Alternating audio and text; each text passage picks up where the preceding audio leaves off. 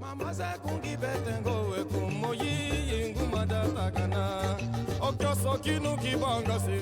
Manuele ngando mushisamye.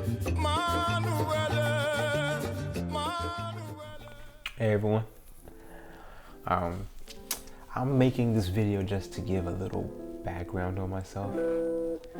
I think it's very beneficial for people to know, who I am, like why I'm doing what I'm doing. I got like a little bit of a cold right now, so excuse my voice. But my name is Terrence Greer. Today's date is October 6th, 2019. So I will be 28 years old on December 4th of this year. I was born in Germany to military parents. Moved around a lot, and we finally settled in Virginia when I was in middle school. Two things that I kind of always remember from my childhood are always being afraid of the dance floor and always being overweight. I was always active. I really always loved sports and basketball to be specific. But being overweight was just something I've always known. So it's really been my baseline, just my normal. And being scared of the dance floor is it is what it is, man. So those are just some things that I've always had to deal with, man. So growing up in Virginia, just a normal childhood, man. Nothing crazy. When I was younger, my sister was diagnosed with a brain tumor, and that was really intense for my family. Very tough on my parents, man. Crazy tough on them, man. My sister is easily the strongest, toughest person I know, man, because she battled through that chemotherapy, man, radiation, all that. She battled through it, and she's still here today, man. Tough as ever, tough as nails, man. So shout out to Jay Weezy, Jasmine, man. That's the soldier, man. But yeah, just a normal childhood, man. Grew up in the suburbs, man. Nothing tough, honestly, man. So growing up, like I said, I was always scared of dancing. Graduated high school in 2010. Hermitage High School. The Panthers. From high school, I went to Virginia Commonwealth University, VCU, the Rams. I majored in School of Business Information Systems. Graduated from there in 2015. Around when I was about 21 years old, I started taking salsa classes. And the only reason I even started that was because I started listening to this comedian named Patrice O'Neal. Great dude. I love that guy. He's hilarious, man. Patrice used to hang out with this guy named Dante Nero, who I also interviewed. I had him on the show, man. How amazing is that? Dante, he has his own podcast, and one of the things that he always talks about is, attacking your weaknesses. So, couldn't dance, so I decided to take a dance class, salsa. I took my first dance class with a Miss Jalissa Cruz from Latin Vintage. Took my first class with her, man. It was a struggle, man. Keep it 100. It was a struggle. To be 100% honest, I started taking dance classes, one, because yes, I was scared of the dance floor, and two, it was to meet women. Me being honest, man. Surprisingly, that never happened. I would always dance with them. Plenty of women at the classes, but nothing ever came from it. Just me being honest, me being vulnerable, nothing ever came of it. It is what it is, but I did learn to dance. I can't tell you why, but I just stuck with it. I don't know why, but yeah, I just stuck with it. I kept taking classes. I kept going to socials, man. I think it was just one of those things where, you like what you're good at. So, yeah, I just stuck with it. So I graduated in 2015, around 2015, I got hired full-time. 2 months after graduating from college, I got hired full-time at VCU, making $50K annually. How much of a blessing is that, man? Such a blessing. I've been blessed my whole life, man. So yeah, got that job, man. I was there for 2 years. Around 2016, I joined Latin Vintage, their performance team. That was an amazing opportunity for myself, man. My skill level, my talent level improved drastically at that time period, man. This is a great decision. I'm so glad I did it, man. Yeah, it was wonderful. A lot of hard work, man. I found out that I hate performing. I'm not a fan of performing and on that stage, man. It was not something I was eager to do, man. But I thoroughly enjoyed practicing, you know? Yeah, man. Just to look back and see where I was to where I ended, man. I was only there for less than a year, man. But oh man, seriously, my talent level improved. And the only reason I quit was because in August of 2017, I quit that job at VCU because I was not happy at that time. It was good money, but I didn't like it. So I joined the United States military. So I had to quit the team. I had to go to boot camp. From that point, after I got out of boot camp, man, I was actually stationed in New Orleans, Louisiana. And that's where, I started the podcast.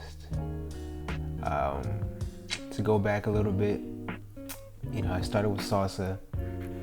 Then I transitioned into bachata. At some point, I got introduced to kizomba, which is kizomba, which is easily my favorite dance. I love kizomba. Oh my goodness, it's the connection, it's the musicality, it's the music. Maybe most important, I thoroughly enjoy kizomba music. Me being honest, I do not play salsa music in my car. I am best at dancing salsa because I've been doing it the longest, but I don't play salsa music. I'll dance it all day, man. But I don't listen to it. I don't really connect with the music like I do kizomba or like I do a bachata remix. I do like me a bachata remix. DJ Soultrix, oh man, that dude's amazing, yo. So yeah, music is so important in determining how much you like a dance. Definitely. But I got introduced to kizomba, and unfortunately at that time there weren't many kizomba teachers in Richmond, Virginia. So I had to go up to Norfolk to start taking private classes with the wonderful Miss Kianda. I had to take privates, and those were expensive, man. But that's how serious I was about learning kizomba, man. I was taking privates, which is a great way to learn it. But boy, did it cost, But thoroughly enjoyed it. I would wake up Sunday mornings, 7 o'clock and 9 o'clock maybe, and drive an hour and a half, 2 hours to Norfolk to take an hour and a half private, and then drive 2 hours back, man. But I enjoyed that immensely, man. Oh my goodness, I loved it. On the way up there, I would listen to Pimsleur's language course, and I would do Spanish and Mandarin. Hablo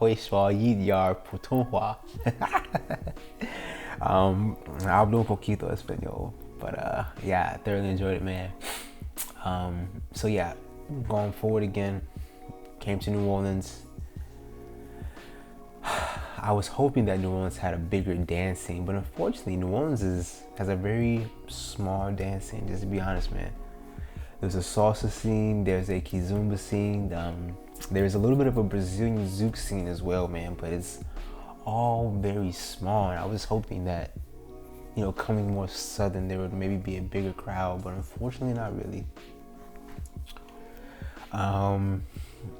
So yeah, moved to New Orleans, cool, had a great time. It was a cool city, man. I wouldn't live there again, but I enjoyed my time down there. I met my co-host Francesca Pena down there. So I wouldn't change anything, man, definitely not. The reason I started the podcast was because I stumbled upon the big homie, Mr. Gary Vaynerchuk, the big homie, and he spoke about, how can I put this? If you can become the leader in a certain field, you can do it full time. And I'm probably not putting it right, man, but he was big on starting a podcast about your passion. And dance is the only thing that I've kept with for an extended amount of time. See, I've been dancing for the past 8 years, man. It's kind of the only way I can really socialize. Like, as a male, I can go out drinking with the boys. I have sports activities, and there's probably other things, but I don't know. This is like one of the few ways I can go out, socialize, meet women, socialize, and hang out with the boys. It kind of encompasses everything. So that's why, I guess just thinking about it, this is one of the reasons I kept with it, man. But started the podcast because I would love to be in the dance scene, maybe travel, interview some amazing dancers, give value to people, and not have an alarm clock. That would be amazing. Oh my gosh, to not have an alarm clock, bro, how awesome would that be? So yeah, started the podcast, man.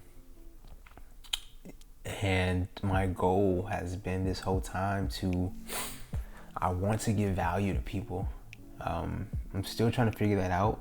I think I know how to do it, interview amazing dancers, hear their story, ask great questions, find hints and tips that are valuable to people. That's just my goal right now, man, is to interview amazing dancers and just give them the platform, the opportunity to speak their story. Yeah, I think I'm on that journey, man. I've hit 100 episodes. Some things have changed recently, so I gotta really grind it out, man. I lost my co-host. So yeah, at this point, man, it all falls on me. Not that anything's changed, man, but it all falls on me at this point.